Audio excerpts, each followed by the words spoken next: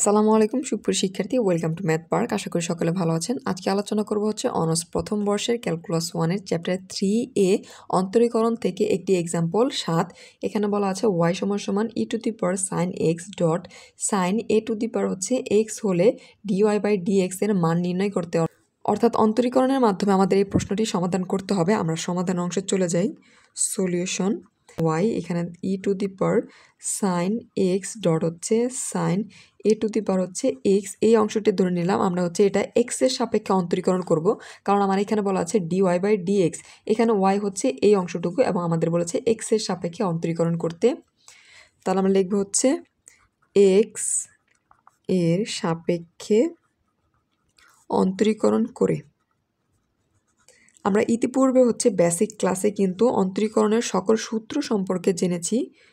এখন আমরা সেই সূত্র প্রয়োগ করে খুব সহজে অন্তরীকরণ করে দেব। তো এখানে dy/dx, এখন আমরা যদি এটা x এর সাপেক্ষে অন্তরীকরণ করব তাহলে হয় d/dx। এখানে আমাদের দেওয়া আছে e two the power sin x dot sin এর পর x। এই অংশকে আমরা অন্তরীকরণ করব।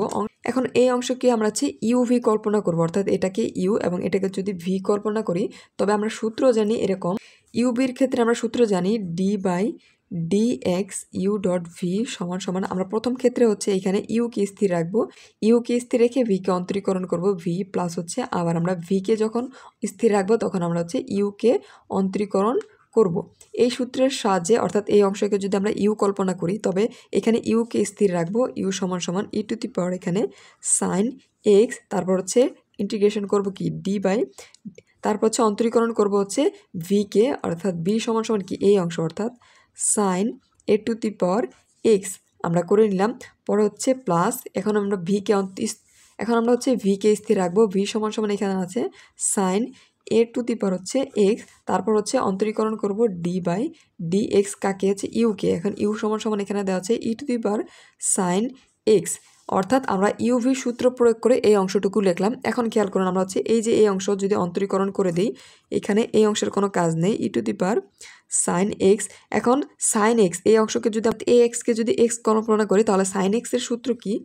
তবে সূত্র আমরা জানি যদি সাইন এক্সকে আমরা যদি সাইন এক্সকে অন্তরীকরণ করি তাহলে আমরা পাই কজ এক্স। তাহলে এই ক্ষেত্রে আমরা লিখে দিব ডট কজ এক্স সমান সমান কি দেওয়া আছে এখানে এ টু দি পাওয়ার এক্স, কিন্তু এখানে কি এ টু দি পাওয়ার এক্স কিন্তু এক্স নয়, যেহেতু আমরা এক্স এর সাপেক্ষে অন্তরীকরণ করছি। আমরা যেই চেন রুল সম্পর্কে অবগত হয়েছিলাম সেই চেন রুল প্রয়োগ করে আমাদের আবার অন্তরীকরণ করে দিতে হবে, অর্থাৎ যার সাপেক্ষে আমরা অন্তরীকরণ করব এটা যদি তার মান না থাকে তাহলে আমরা আবার অন্তরীকরণ করব। তাহলে d/dxকে আমরা অন্তরীকরণ করবো এ টু দি পাওয়ার এক্সকে, প্লাস এখানে এই অংশের কোনো কাজ নেই, sine A to the power X আমরা স্থির রাখলাম। এখন ই টু দি পাওয়ার সাইন এক্সকে যদি এক্স এর সাপেক্ষে আমরা অন্তরীকরণ করি, আমরা জানি d/dx, অর্থাৎ ই টু দি পাওয়ার এক্সকে যখন এক্স এর সাপেক্ষে অন্তরীকরণ করব এটা হয়ে যায় ই টু দি পাওয়ার এক্স।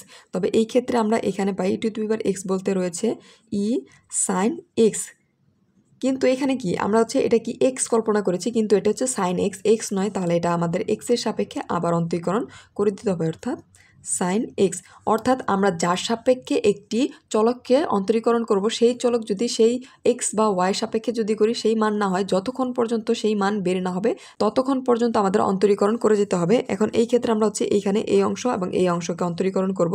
এইখানে এই অংশের কোনো কাজ নেই, সাইন এখানে হয় e to the power sine x, আর এখানে রয়েছে কস e to the power x. আর এখানে এক্সকে যদি আমরা অন্তরীকরণ করি আমরা জানি এখানে d/dx, এ এক্সকে যদি অন্তরীকরণ করি এক্ষেত্রে আমরা পাই e to the power x ln x, এই মানটা পাই। তাহলে এই মানটা আমরা সহজে বসিয়ে দিব, এখানে আমরা পাই e to the power x ln x. এখন এইখানে এই ক্ষেত্রে sine A to the power x, এখানে e to the power sine x. এখন সাইন এক্সকে আমরা অন্তরীকরণ করলে আমরা জানি কজ এক্স পাই, তাহলে এই ক্ষেত্রে আমরা লিখে দিব কজ এক্স। এখন আমাদের অন্তরীকরণ করা শেষ। আমরা যদি একটু সাজিয়ে লিখি, অর্থাৎ একটু আমরা কমন নিতে পারি, এখানে e to the power sine x রয়েছে, এই পাশেও কিন্তু e to the power sine x রয়েছে, তাহলে আমরা একটি কমন নিতে পারি। একটি যদি কমন নেয় e to the power sine x common নিলে এখানে থাকে, এখানে আমরা এই এক্স এর ভ্যালুটা প্রথমে লিখবো e to the power x ln x, আর এখানে রয়েছে dot cos e to the power x. পরবর্তী অংশ এখান থেকে প্রথমে আমরা এক্স এর সহগ প্রথমে কমন নিব, তাহলে এখানে কস এক্স ডট এখানে পাই sine A to the power x. Common নেওয়ার পর এটা হচ্ছে আমাদের মান, অর্থাৎ এটা আমাদের অ্যান্সার। আশা করি সকলে বুঝতে পেরেছেন। যদি কোনো অংশে বুঝতে সমস্যা হয় অবশ্যই কমেন্ট সেকশনে জানাবেন এবং ম্যাথ পার্কের সাথে থাকবেন। ধন্যবাদ।